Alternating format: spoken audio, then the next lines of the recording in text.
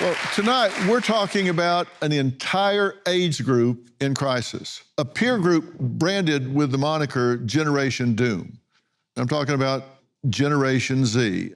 Brooklyn is part of that generation and says that she spends up to 12 hours a day on social media. What could possibly go wrong? She says doom scrolling and rage baiting can make it feel almost impossible to experience any kind of joy or any kind of optimism.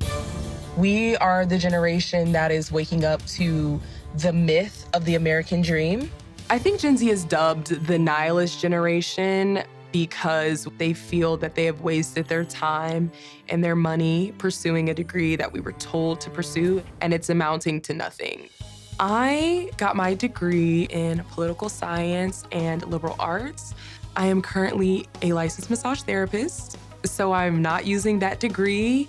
I'm currently going back to school because my BA doesn't mean out here. The American propaganda machine sell us this lie of like, work hard, go to school, get a job, buy a house, have a family, and it's all gonna work out. I've had a couple depressive seasons in life. I just screamed until I cried. Where I'm just like, I'm working this job, I'm not making enough. If I wasn't with my partner, I'd probably be at home with my mom. It just manifested me retreating. And that creates a really unhappy place in your head. I feel like we're dealing with a lot of these mental health issues and we don't have the money to afford a therapist.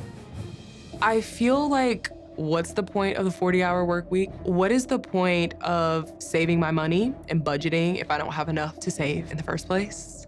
And what's the point of having kids?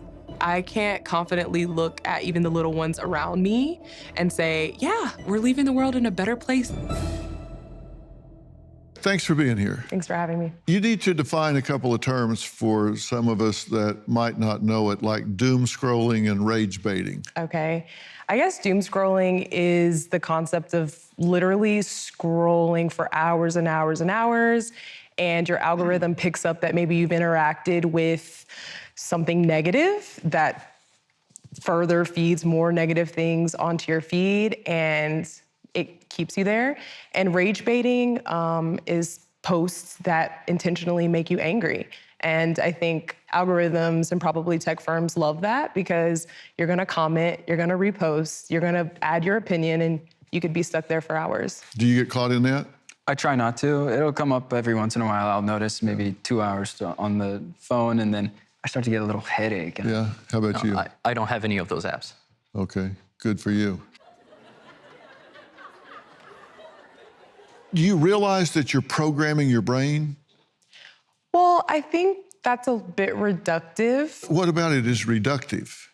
To just think that like I'm programming myself? No, you're allowing yourself to be programmed. You can flip that off. Look, I spent a lot of my professional career in the courtroom, working with juries. And one thing I learned really fast is that people make decisions based on what they see and hear, not on what they don't see and hear. It won't mean squat. If they don't see it, if they don't hear it, it doesn't make an impression on them. If you're looking at something 10 hours a day, 12 hours a day, and they're pounding on you, boom, boom, boom, boom, they're writing on the slate of who you are. And trust me, that algorithm looks and pays attention to what you're clicking on, what you're looking at, and what gets you upset. Because the more angry you are, the more emotional you are, the more you click. They say money, money, money, money, money, money, money, money, money. Exactly. So you are paying them to get you upset. And that's why I think it's a dance between big tech and the user. I don't think it's solely on the user.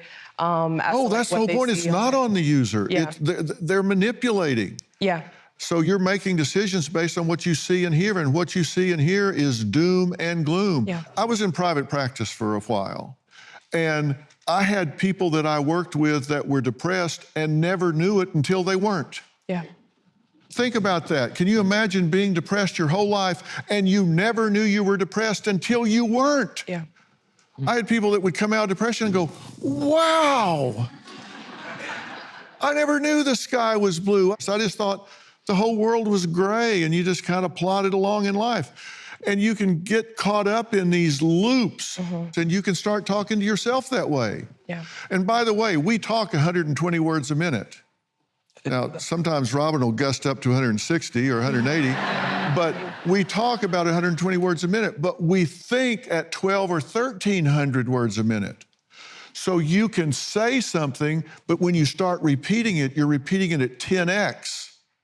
And so if you start telling yourself, oh, God, there's no way out of this, I'm stuck, there's no hope, there's no way I'm ever going to get a job that counts, there's no way I'm going to make a difference, you're playing that 10x. And it's programming you, and then it starts to be your personal truth. Yeah. And then you start living to what you're programming. And if you change your internal dialogue, there could be opportunities passing you by every day that you don't see. Nothing great ever happened on a television screen, on a phone screen, on an iPad, computer screen. It happens in the real world. And let me tell you, if our future depends on the intellect of young people like you, I feel a whole lot better. You guys are smart, but you gotta get in the game. And I'm not telling you pull yourself up by your bootstraps. I'm saying you gotta change your internal dialogue, open your filters, start looking for different things. What do you think about meritocracy? Well, I just don't think it exists in the US society. I don't think the hardest workers actually reap the biggest reward. And I think your points were talking about that. Like you clock in even after work and you're not seeing the benefits. And then you have people that are just born into wealth. So there's obviously a cheat code there. So I think that there's plenty of proof in our society that meritocracy doesn't exist. Yeah, I work in software where I program things where I know this company will keep using this product that I create for them for years to come, and it'll help them make much more money than I will be paid for. And once I'm done, it's thank you, goodbye. And then that's it. You don't get any license. Like if you're coming from an external perspective, working with a company, at least you'll be paid fairly. But as an employee, your only value is based off the time. You punch in, you punch out, and then that's it. Yeah, what do you think? The same thing that Sean just said about doing overtime and things like that.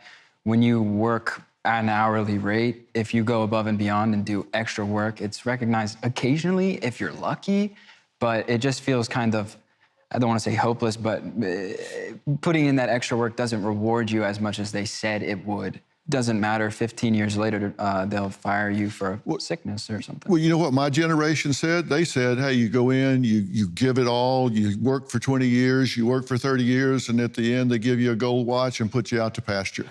You know, so you didn't invent this story. Let me ask you this. Is anybody in Gen Z gonna make it? Yeah, of course. Yeah, of course. We got some good minds in Gen Z, you know. And Why not you? I'm trying. I'm definitely Well, I think trying you to make always it. have anomalies with every generation, but I think... Why aren't you an anomaly? Why don't you become an anomaly? You got me fired up. Well, I do think that I'm at this intersection of a lot of social locations, being a woman, being Black. Like, I think there's a lot of structural things that create barriers for some of us to become those anomalies. But I think that we should steer away from pointing to anomalies as like proof that, hey, you can make it, they did. Do you have a personal truth? Yeah, but I guess how I view myself and how I'm perceived in the world are two different things. Well, I'm not asking about the world, I'm asking about you. Yeah. And the reason I think that's important is because I think we generate results in life we think we deserve. Whatever Partially. we believe about ourselves, Partially. if we think that we have barriers, if we think we have boundaries, if we think that we aren't going to get somewhere, we definitely won't.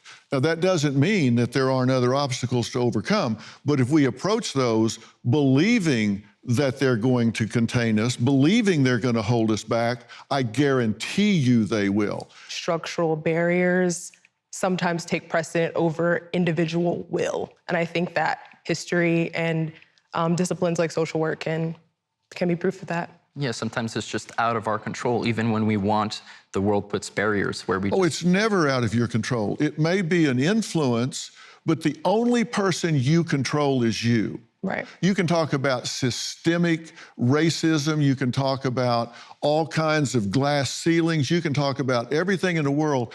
And trust me, you will not change all of that in your lifetime. Right. But what you control is you. Mm-hmm. And everybody has a different journey. Everybody has a different hill to climb. And every one of us is in business for ourselves. You are a company of one, and you are the CEO of Nick. Amen. And my question would be, how you doing? You are the CEO of Sean. How you doing? You are the CEO of Brooklyn. How are you doing? And if you're telling yourself, well, you know, I'm a female, and you know, I'm stuck in Texas. And, Well, it's not something I'm telling myself. There's measurable evidence that there are barriers for some of us. I don't think that it always has to hold you that back. just means the hill you're climbing is steeper. It doesn't mean you don't have to climb it. Yeah, I mean, I'm forced to, yeah.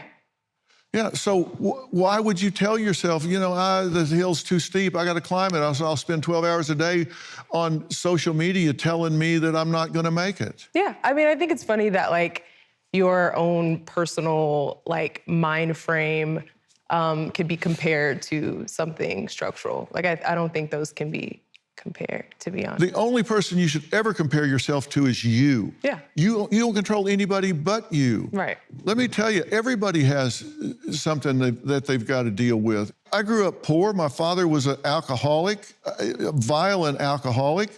I mean, there were times in high school that I lived on mustard and ketchup sandwiches if we could find bread. Yeah. I lived in an apartment with no utilities for a year because we couldn't afford the deposits. Yeah. I get it.